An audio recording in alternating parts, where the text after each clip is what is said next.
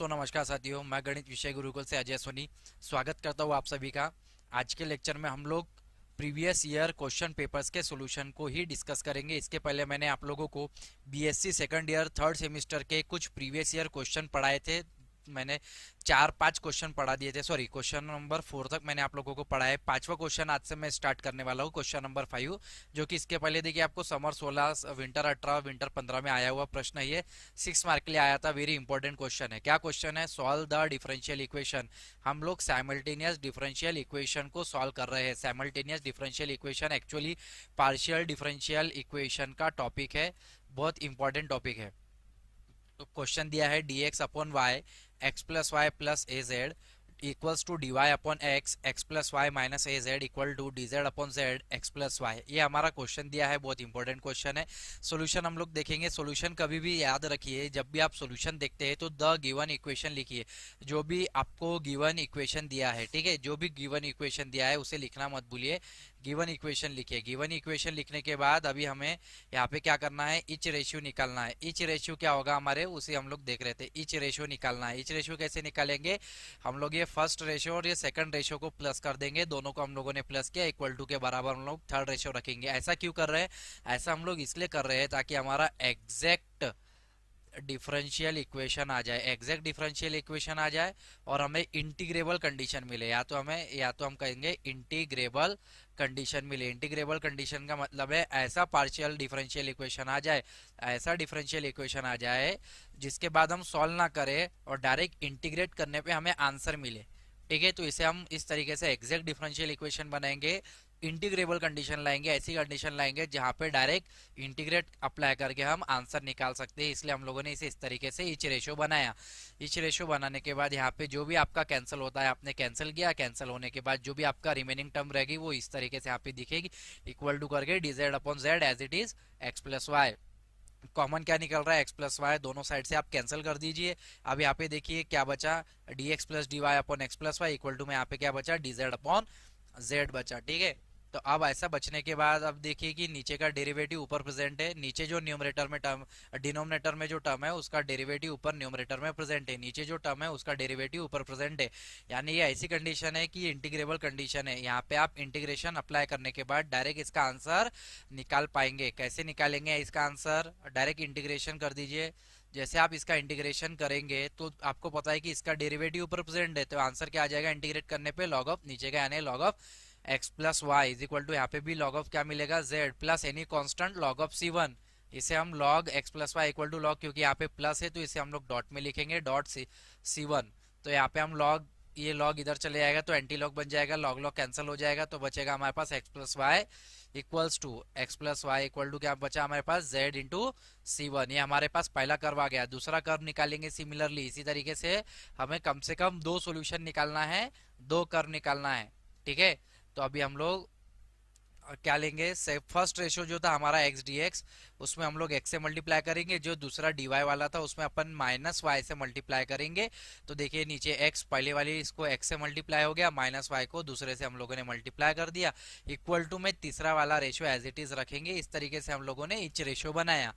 ठीक है, again etch ratio ये किस तरीके से बनाया? एग्जैक्ट डिफरेंशियल इक्वेशन लाना है। याद रखिए एग्जैक्ट डिफरेंशियल इक्वेशन लाना है, ऐसी इंटीग्रेबल कंडीशन लाना है या इंटीग्रेबल कंडीशन लाना है, ऐसा डेरिवेटिव लाना है आपको, ऐसा डेरिवेटिव लाना है जिसका इंटीग्रेशन करने पे हमें डायरेक्ट आंसर मिले, इंटीग्रल कर्व्स मिले, यानी सॉल्यूशन हम लोगों को मिले, हमारा इंटीग्रेशन निकल पाए। इस कंडीशन को ध्यान में रखना है। तो हम लोग यहाँ पे क्या कर रहे हैं? ठीक है, तो यहाँ पे फिर से देख लिया, हम लोग यहाँ पे इच रेशियो बना रहे। तो इच रेशियो कैसे बना? ऊपर में हमने x d x minus y d y से मल्टीप्लाई किया, नीचे में भी कुछ जो भी कॉमन निकल रहा है। देखिए यहाँ पे आपको सभी को मल्टीप्लाई करने आता है, x into y x plus y, यहाँ पे ए एक्स जेड, यार यहाँ पे माइनस ए एक्स जेड। ठीक है, जो जो आपका कैंसिल हो रहा है फर्स्ट टर्म और लास्ट टर्म माइनस में उसे कैंसिल कर दीजिए, ए एक्स जेड और यहाँ पे बचा ए प्लस, सॉरी प्लस में ए वाई जेड। क्या कॉमन है यहाँ पे? ऑब्वियसली ए जेड कॉमन है और यहाँ पे एक्स प्लस वाई है तो एक्स प्लस वाई दोनों कैंसिल कर दीजिए। ठीक है, ए यहाँ पे जेड है, ए यहाँ पे जेड कैंसिल कर दीजिए, यहाँ पे भी जेड कैंसिल कर दीजिए। ये जो ए है वो यहाँ पे डी जेड के पास चले जाएगा। ठीक है, और ऊपर बचा x d x minus y d y, x d x minus y d y equal to a d z. नीचे आते हैं अब अपन, थोड़ा सा इसके नीचे चलेंगे। नेक्स्ट पेज में आ जाएंगे हम लोग। ठीक है, नेक्स्ट पेज में तो ये जो कंडीशन हमारी आई थी, क्या कंडीशन आ गई थी हमारी कि भैया एक्स डी एक्स, ठीक है, ऊपर आ गया था हमारा x d x minus y d y equal to आ गया था हमारा ए डी जेड। तो हम लोगों ने ए डी जेड को सिंपली इक्वल्स टू के इधर आया तो ये माइनस ए डी जेड दिख रहा है। अब ये इंटीग्रेबल कंडीशन आ गई, इसका डायरेक्ट इंटीग्रेशन लगाएंगे। एक्स का इंटीग्रेशन आपको पता है एक्स स्क्वायर बाय 2 होता है, वाई का इंटीग्रेशन वाई स्क्वायर बाय 2 होता है, और ए तो कांस्टेंट है बाहर रहेगा, ये तो माइनस साइन है। ठीक है, इंटीग्रेशन ऑफ डी जेड क्या हो जाएगा, जेड इक्वल टू क्या हो जाएगा, कांस्टेंट सी। फिलहाल सी रखा है, क्यों ऐसा रखा है, क्योंकि यहाँ पे देखो डिनोमिनेटर में 2 है, जब ये 2 कॉमन निकाल के इसके पास भी जाएगा और सी के पास भी चले जाएगा, तो इस तरीके से आपको मिलेगा x square minus y square minus 2az equal to 2c। 2c का मतलब होता है कोई तो भी नया कांस्टेंट जिसका नाम दे देंगे अपन c2। तो इस तरीके से हमारे पास c1 और c2 दोनों आ गए। तो c1 और C2 जब तक हमारे दो कर्व नहीं आते तब तक हमें सॉल्व करना है। तो पहला कर्व हमारा C1 के फॉर्म में था, दूसरा कर्व हमारा C2 के फॉर्म में था। तो ये जो हमारा इंटीग्रल कर्व्स जो आए यही हमारे इंटीग्रल सॉल्यूशन है, यही हमारी इंटीग्रेबल सॉल्यूशंस है। ठीक है, तो यही हमारा सॉल्यूशन यहाँ पे कंप्लीट होता है।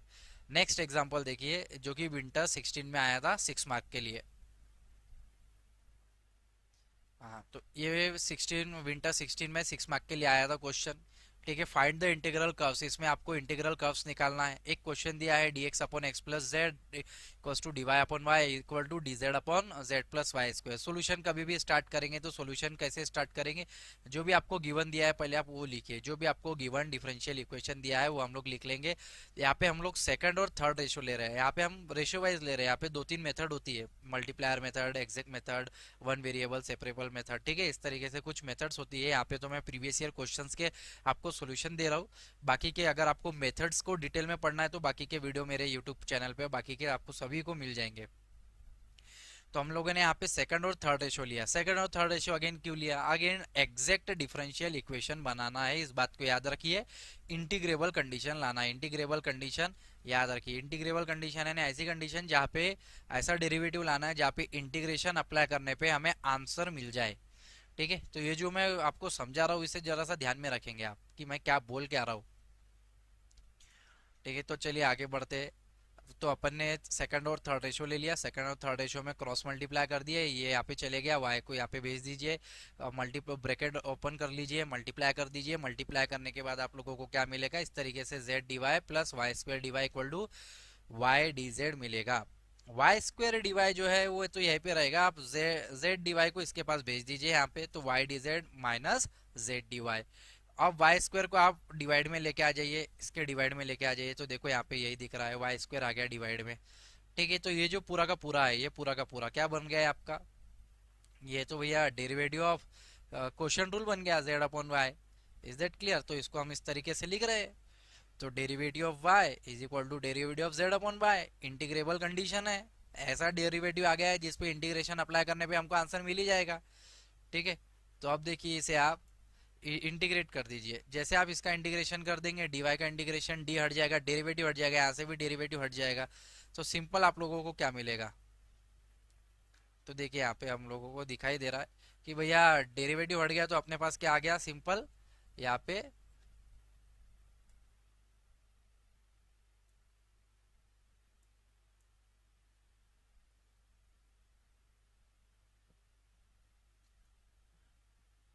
हाँ, यहाँ पे क्या आ गया, जैसे अपना डेरिवेटिव हटा तो आ गया y equal to z upon y, क्योंकि अपना डेरिवेटिव बचा था, derivative of z upon y के फॉर्म में बचा हुआ था अपना, तो इसका अपन ने इंटीग्रेशन निकाल लिया। ठीक है, तो प्लस एनी कांस्टेंट c1, तो y का क्रॉस मल्टी y को इधर लेके आइए, वाई स्क्वायर हो जाएगा इक्वल टू क्या बचेगा, z प्लस सी वन वाई।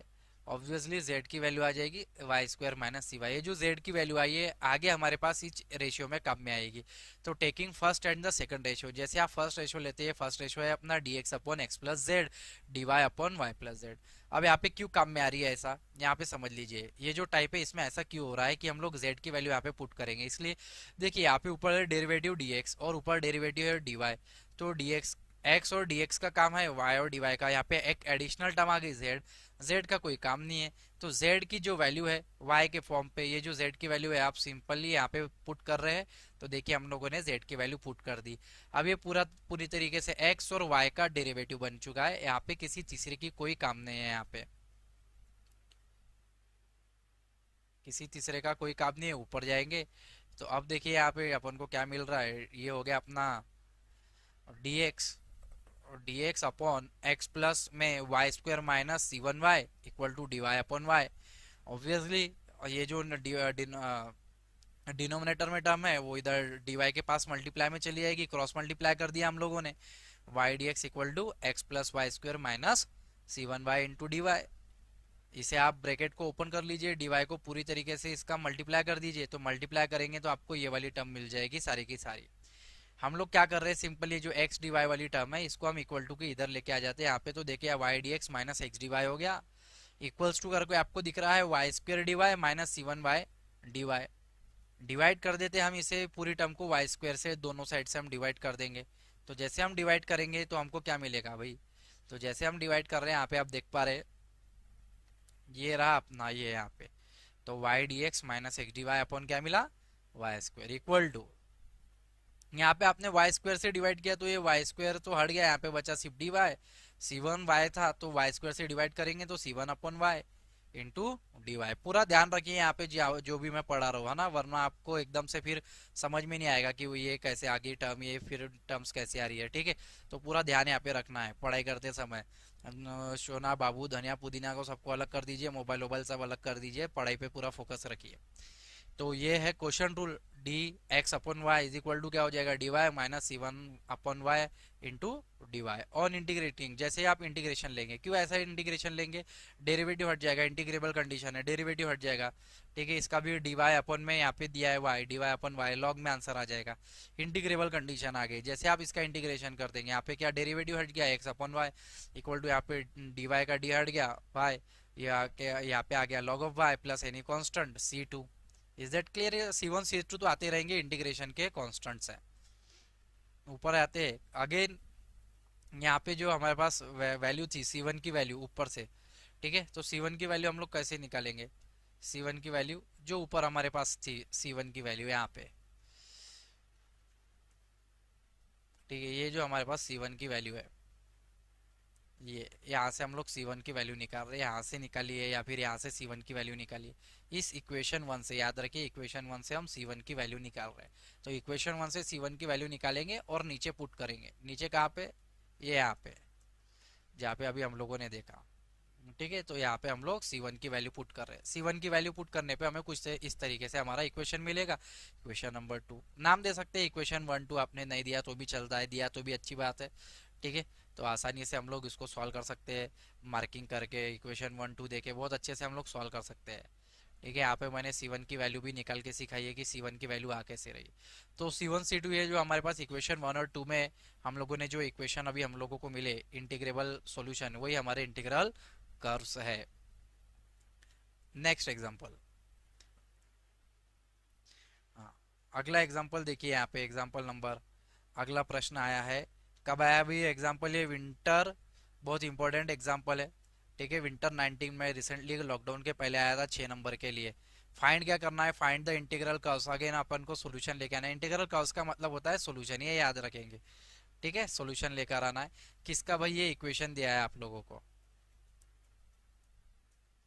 ठीक है, तो सॉल्यूशन कभी भी आप कैसे लिखेंगे, the given differential equation is, सबसे पहले गिवन डिफरेंशियल इक्वेशन लिखे, जो भी गिवन डिफरेंशियल इक्वेशन दिया है वो लिख लीजिए। टेकिंग, अब यहाँ पे हम लोग ये मल्टीप्लायर मेथड का है। मल्टीप्लायर मेथड क्यों, क्योंकि यहाँ पे देखिए एक्स वाई है, यहाँ पे भी एक्स वाई है और कहीं ना कहीं जेड है, एक्स वाई जेड तीनों टर्म मौजूद है। उसके बाद d x d y d z equal to, यहाँ पे कोई भी टर्म ऐसा मिसिंग टर्म नहीं है कि भैया जेड अपसेंट है या कोई वाई अपसेंट है, कहीं ना कहीं एक्स अपसेंट है, ऐसा नहीं है। ठीक है, तो ऐसा जहाँ पे एक्स वाई जेड सारी चीज़ें प्रेजेंट रहती है, जनरली वहाँ पे मल्टीप्लायर मेथड काम में आ जाती है। तो मल्टीप्लायर मेथड में हम लोग क्या कर रहे हैं, यहाँ पे हम लोगों ने एक वैल्यूज ले लिए, 2/x 2/y 2/z। ऐसा क्यों लिया, ये 2/x को पहले से मल्टीप्लाई, 2/y को दूसरे से मल्टीप्लाई करेंगे, 2/z को 3/z को तीसरे से मल्टीप्लाई करके ऐड कर देंगे न्यूमरेटर और डिनोमिनेटर में। तो इससे क्या होगा, देखो जब भी मल्टीप्लायर्स मेथड होती है तो जो भी आप सेट ऑफ मल्टीप्लायर ले रहे हैं, मल्टीप्लायर्स का मतलब है मल्टीप्लाई होने वाली वैल्यूज। जो आप इस तरीके से वैल्यूज ले रहे हैं, जो आप इस तरीके से वैल्यूज ले रहे हैं, इन वैल्यूज को मल्टीप्लाई कर दीजिए ऊपर के इक्वेशन में, न्यूमरेटर में और डिनोमिनेटर में। न्यूमरेटर और डिनोमिनेटर में मल्टीप्लाई करके याद रखिए कि डिनोमिनेटर जीरो आना चाहिए। मल्टीप्लाई करके ऐड करने पे, मल्टीप्लाई करके ऐड करने पे आपने ऐड ही किया है। ठीक है, अगर कहीं माइनस होता तो हम माइनस करते। ठीक है, अगर ये डीवाई के सामने माइनस होता, डीजेड के सामने माइनस होता, तो साइन हम वैसे ही रखते, या जो भी है पॉसिबिलिटीज हम रखते, इस तरीके से करते पॉसिबिलिटीज के आंसर हमारा नीचे जीरो आ जाए। ठीक है, तो जीरो लाने के लिए हम लोगों ने सेट ऑफ मल्टीप्लायर लिया, तो ये जो सेट ऑफ मल्टीप्लायर है इसका मल्टीप्लाई कर दिया, ऐड कर दिया। तो हम लोग ऐड करने पे, आप सभी को ऐड करना तो सभी को आ जाएगा। कैंसिल, क्या कैंसिल हो रहा है, कैंसिल करेंगे। डिनोमिनेटर जीरो ही बनना चाहिए। यदि डिनोमिनेटर जीरो बन नहीं रहा है तो हमारा जो सेट ऑफ मल्टीप्लायर है वो हम लोगों ने गलत लिया है। तो सेट ऑफ मल्टीप्लायर लेते समय इस तरीके की थोड़ी सी सावधानी आप लोग जरूर बरतेंगे। ठीक है, तो थोड़ा सा ऊपर आ जाते, क्योंकि डिनोमिनेटर हमारा जीरो आ चुका है। तो डिनोमिनेटर जीरो आया, यानी कि जो हम लोगों ने इच रेशो लिया था के बराबर हम लोगों को ये सारी चीज जीरो को आप इच रेशो के पास भेज दीजिए। क्या मिलेगा आपको, 2/x dx plus 2/y dy plus 3/z dz equal to zero. Integrable condition है भाई, वन इंटीग्रेट कर दीजिए, कांस्टेंट बाहर आ गए। 1/x का इंटीग्रेशन, 1/y का इंटीग्रेशन, 1/z का इंटीग्रेशन। जैसे जैसे आप इंटीग्रेशन करेंगे आपको आंसर खुद ब खुद मिलेगा। इंटीग्रेशन आप सभी को करना आना भी चाहिए। पावर टू पावर में चले जाएगा, टू पावर में चले जाएगा, थ्री पावर में चले जाएगा। ये सारे जगह प्लस है तो वो मल्टीप्लाई हो जाएगा लॉग में। लॉग लॉग कैंसिल नहीं करते, ये लॉग इधर जाके एंटी लॉग होता है फिर कैंसिल होता है। तो हमें x square y square z cube equal to C1 मिला, ये हमारे पास पहला कर्व मिला। ऐसे अपन को सेकंड कर्व भी लेकर आना है। ठीक है, सेकंड कर्व भी हम लोग लेकर आएंगे। कैसे लेकर आएंगे भाई सेकंड कर्व, तो सेकंड कर्व लेकर आने के लिए हमें अगेन इच रेशो निकालना है। अब यहाँ पे हम इच रेशो किस तरीके से निकाल रहे हैं कि वन, हम लोग पहले जो टर्म है उसको 1/x से मल्टीप्लाई कर रहे हैं, दूसरी टर्म को 1/y से ऐड कर रहे हैं, के बराबर इक्वल टू में हम लोग तीसरी टर्म को रख रहे हैं 1/z से मल्टीप्लाई करके। ये ध्यान में रखिए ये वाले एग्जाम्पल में। ठीक है, तो इसे हम लोग अगली स्लाइड में देखते हैं इसका सोल्यूशन। फिलहाल यहाँ पे थोड़ा सा समझ लीजिए कि भी ऊपर देखिए आपने 1/x से मल्टीप्लाई करके ऐड करना है, 1/x से dx को मल्टीप्लाई किया और प्लस 1/y से dy को मल्टीप्लाई किया और ऐड कर दिया, इक्वल टू dz की टर्म रखी 1/z करके। तो जो जो कैंसिल होना था कैंसिल होके फिर आपके पास ये आएगा। जरूरी नहीं कि हर एक स्टेप आप लोगों को बताई जाए, अभी आप सेकंड ईयर में है। ठीक है, तो उसके बाद करना कैसे आप सभी को पता है कि किस तरीके से सॉल्व करना है। 1/x dx plus 1/y dy के डिवाइड में आ गया y cube minus 2x cube plus 2y cube minus. तो यहाँ से कुछ कैंसिल हो सकता है तो कैंसिल करो, नहीं हो रहा है तो भैया y cube plus 2y cube यानी हो रहा है आपका 3y cube, minus 2x cube और माइनस x क्यूब हो रहा है माइनस 3x क्यूब। यहाँ से 2, अब यहाँ से 3 कॉमन है, y क्यूब माइनस यहाँ पे x cube minus y cube है, बस इसका आप माइनस बाहर निकाल दीजिए तो y cube minus x cube हो जाएगा, कैंसिल कर दीजिए। है ना, बहुत आसान है, बहुत आसान एग्जाम्पल्स है। दिमाग लगा के करना पड़ता है, मेहनत करने से सब आता है। ठीक है, अंगूठा चूसने से कुछ नहीं मिलेगा, बार बार बार बार प्रैक्टिस करनी पड़ती है। ठीक है, तो आप ये जो थ्री है, थ्री को क्रॉस मल्टीप्लाई में लेके आइए, -2 को क्रॉस मल्टीप्लाई में लेके आइए, फिर माइनस ए पे रखिए। बस थोड़ी सी अरेंजमेंट कर दीजिए या फिर कांस्टेंट बाहर निकाल के फेंकिए, अरेंजमेंट ऑटोमेटिक हो जाएगी।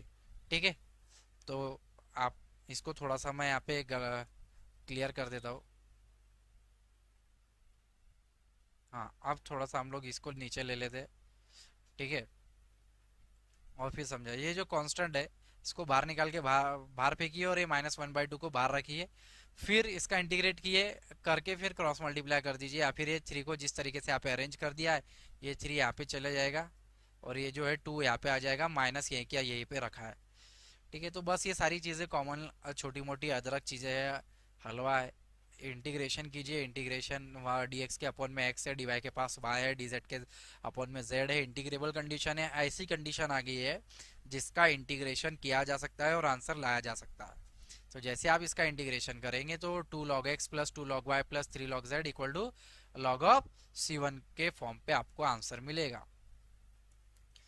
तो इसको अगेन आपने सॉल्व कर लिया इस तरीके से।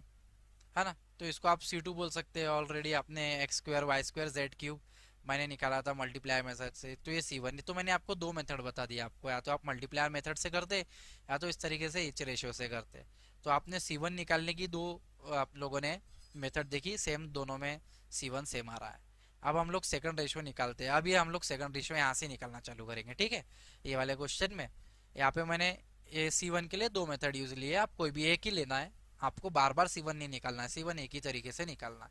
Now first and the second ratio लेंगे। फर्स्ट रेशियो और सेकंड रेशियो ले लिया आपने, क्रॉस मल्टीप्लाई कर दीजिए, ठीक है, डिवाइड कर दीजिए x cube by y cube से, ठीक है। तो तब आप पाएंगे कि आपके पास पूरी तरीके से यहाँ पे क्या हो गया है, डी एक्स की यहाँ पे डी एक्स और डी वाई यहाँ पे आ गया है। तो डी एक्स और डी एक्स और बाय डी एक्स बाय, एक तरीके से आपके पास पूरी एक्स और वाई की टर्म्स है और एक्स और वाई की टर्म्स है। अब इसे अपन को अरेंजमेंट करना है।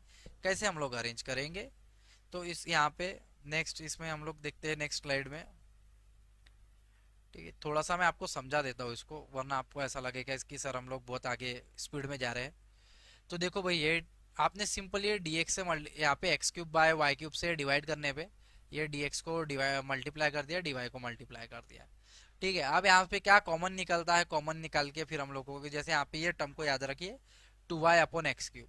नेक्स्ट स्लाइड में देखिए क्या हो गया, 2y ऊपर का चले गया है और x भी चले गया है। ये सारी क्या चीजें अरेंजमेंट कर दी भैया अपन ने, ठीक है। dy और dx की टर्म एक तरफ ले ली, ये सारी अरेंजमेंट कर दी है, अरेंजमेंट प्लस करके इधर जो था यहाँ पे जो टर्म थी वो इधर लेके आ गए हम लोग, और ये सारी अरेंजमेंट है, ठीक है। तो आप एक बार स्लाइड अच्छे से स्टॉप करके देखिए ऊपर क्या सर ने अरेंजमेंट कर रही है, क्या मैंने अरेंजमेंट कर दी है, तो आपको ये अरेंजमेंट काफ़ी आसानी से समझ में आ जाएगी, कोई चिंता का विषय नहीं। और ये अरेंजमेंट क्या बोल रही है कि भैया ये तो एग्जैक्ट डिफरेंशियल इक्वेशन का फार्मूला है, डेरिवेटिव y बाय एक्स का स्क्वायर।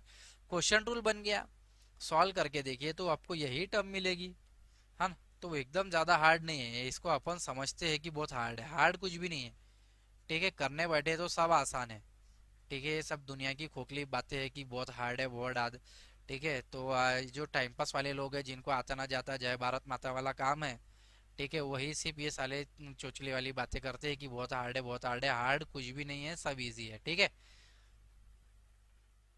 हाँ, तो डेरिवेटिव आप लोग y बाय एक्स स्क्वायर और ये d x by y square, इस तरीके से इसका आंसर मिला। और ये तो डेरिवेटिव एक्स डिफरेंशिएबल इक्वेशन वगैरह सेकंड ईयर में तो आना ही चाहिए, आप लोगों ने बहुत बार डेरिवेटिव किया है, 11वीं में, 12वीं में, फर्स्ट ईयर में, है ना। बहुत डेरिवेटिव आप लोग कर चुके हैं। यहाँ पे इंटीग्रेट कर देंगे, डेरिवेटिव हट जाएगा, ये कंडीशन मिल गई आपको, C2 कर मिल गया। तो आपको एक C1 वाला मिल गया था, एक C2, दो कर दो सोल्यूशन आपको मिल गए, और यही आपके सोल्यूशन होते हैं। बाद में ये जो समर 18 से क्वेश्चन आया है, ये वाला क्वेश्चन बहुत इजी है, ठीक है। इसे हम लोग अगले इसमें देखेंगे। छोटा सा एग्जाम्पल है, वो बहुत ज़्यादा बड़ा एग्जाम्पल नहीं है, अगर आप देखें तो इसको आप खुद ही कर लेंगे। क्या एग्जाम्पल है फिर भी थोड़ा सा बता ही देता हूँ मैं। D x upon y d y upon -2 और d z upon 3x square sine y plus 2x, बहुत ईजी एग्जाम्पल है। पहले दो रेशियो ले लो, जैसे आप पहले दो रेशियो ले लेंगे, ये माइनस इधर, ये माइनस ये जो 2 है dx के पास भेजिए 1 इसके पास, ये यहाँ पे फिर जो माइनस में dy बचेगा तो इस तरीके से बचेगा। देखो यहाँ पे क्या हो रहा है, 2 dx इक्वल टू -dy हो जाएगा। तो ये -dy को इधर लेके आएंगे तो ये देखो प्लस हो गया, यहाँ पे प्लस dy, इंटीग्रेबल कंडीशन आ गई। इंटीग्रेट कीजिए उसका आसानी के साथ, इंटीग्रेशन करेंगे तो जैसे आप इंटीग्रेशन करेंगे 2x plus y equal to C1 मिलेगा। फर्स्ट एंड थर्ड रेशियो ले लीजिए। फर्स्ट क्यों लिए, dx अपॉन 1। सेकंड भी ले सकते थे आप, कोई दिक्कत वाली बात नहीं है, फर्स्ट ही क्यों ले रहे, आप सेकंड भी ले सकते थे। फर्स्ट इसलिए लिया कि बहुत आसान हो जाएगा यहाँ पे हमारे पास, क्योंकि y प्लस 2x की वैल्यू कितनी है हमारे पास, C1 दी है, ठीक है। ये C1 की वैल्यू हम लोग यहाँ पे पुट कर देंगे, साइन C1। तो थ्री यहाँ पे जो 3x स्क्वायर एक्स की टर्म एक्स के पास जाएगी, है ना। अगर y लेते तो फिर हमारा कंफ्यूजन हो जाता था। तो यहाँ पे x की टर्म हम लोगों ने इसीलिए ली, ठीक है। याद रखेंगे कि आप x की टर्म लेंगे, x की टर्म क्यों, यहाँ पे देखो 3x स्क्वायर है, x की टर्म x के पास, z की टर्म z के पास हो जाएगी। ऊपर करते हैं इसको, स्लाइड को समझते हैं। अब यहाँ पे क्या बोल रहा है, यहाँ पे भैया 3x square d x square sine C1, sine C1 क्या है, कांस्टेंट है, भेज दो dx के पास, भेज दो या बाहर निकाल के रखो, फिर इंटीग्रेट कर दो, इंटीग्रेबल कंडीशन, एक्स स्क्वायर तो है dx के पास और dz तो है, ठीक है, ओपन है वो, अब यहाँ पे आप जैसे इंटीग्रेशन कर देंगे, एक्स का पावर 3/3, डी जेड का हो जाएगा z plus any constant C2, x cube dot sine C1 equal to ZC2। ये आपका आंसर हो गया, बस खत्म, दो आपके सॉल्यूशन आ गए। तो इस तरीके से हम लोगों ने आज बहुत सारे क्वेश्चन देख लिए, ठीक है। इनकी बार बार प्रैक्टिस कर लीजिए, प्रीवियस ईयर में आए हुए क्वेश्चन है ये सारे, ठीक है। अगले वीडियो में हम लोग बहुत सारे और भी क्वेश्चंस लेंगे साइमल्टेनियस डिफरेंशियल इक्वेशन के ऊपर। इसकी प्रैक्टिस बहुत ज़्यादा कीजिए, क्योंकि ये नेट सेट गेट में भी काम में आते हैं, यूपीएससी मैथ्स ऑप्शनल में भी बहुत जगह काम में आते हैं। तो आज का लेक्चर यही था। अगर पसंद आया है तो आप ज़्यादा से ज़्यादा विद्यार्थियों के साथ शेयर कीजिए, क्योंकि ज्ञान बांटने से बढ़ता है। मिलेंगे अगले वीडियो में। जय हिंद, जय भारत, वंदे मातरम साथियों। Thank you so much.